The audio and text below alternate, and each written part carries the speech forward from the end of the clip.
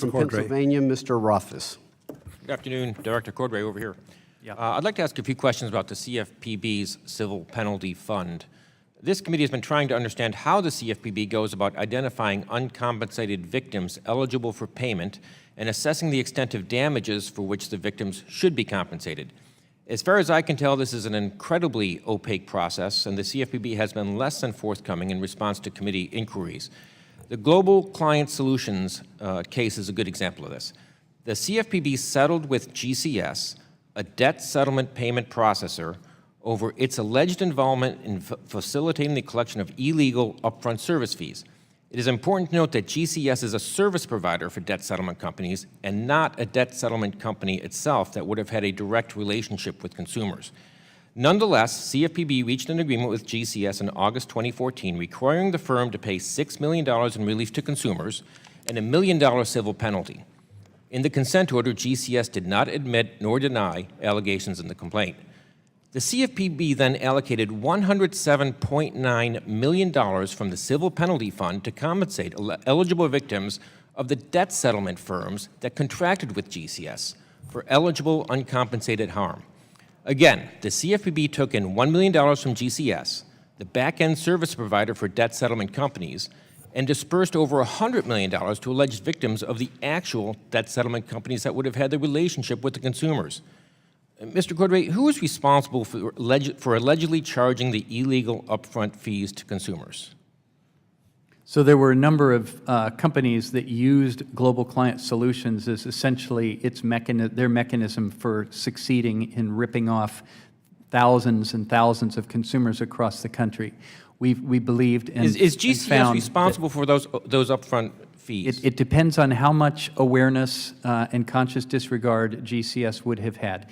Okay, let's say it this way. I have a document that the Bureau provided to this committee that lists 208 of those debt relief companies that used GCS and allegedly charged unlawful advance fees to more than 66,000 consumers.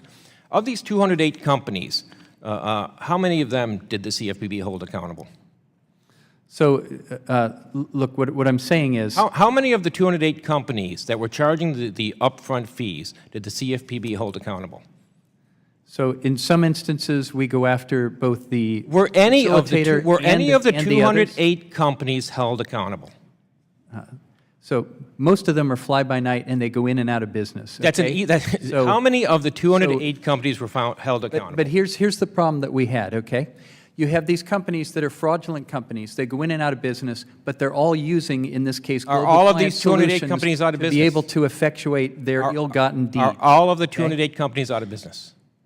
I don't know. Okay. On what basis did the CFPB determine that there was $107.9 million in uncompensated damages for customers of these 208 firms? So that would be through records from Global Client Solutions because they were the middleman, if you will, in these transactions.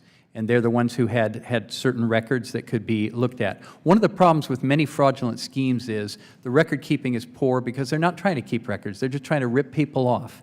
And it's often difficult later to identify who the victims are and know how much they lost, all right?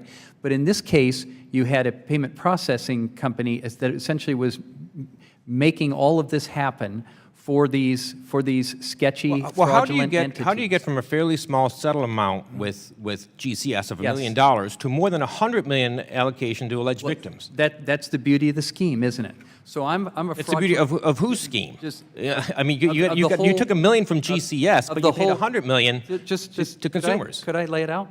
So you got a lot of rip-off artists, and they probably all talk to each other, and they all realize they can use Global Client Solutions to sort of be their back office for them, essentially, okay?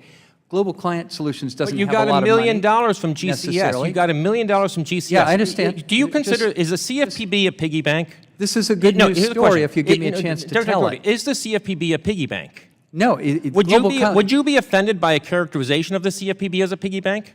No, what I would say is... You would not be offended by the characterization of CFPB as a piggy bank? That's not a relevant question. Well, it is. For the record, the opponents are depicting the CFPB as a piggy bank. All these people who were ripped off by these fraudulent artists never get their money back. except that we can use the civil penalty fund to get their money back. Okay, And we're getting it back to we've them. requested That's records. a really good Oh, thing. No, here, Don't you want us to we've do that? requested records relating to GCS from you months ago. Why has the CFPB been so reluctant to provide records to Congress about a major allocation, $100 million of funds?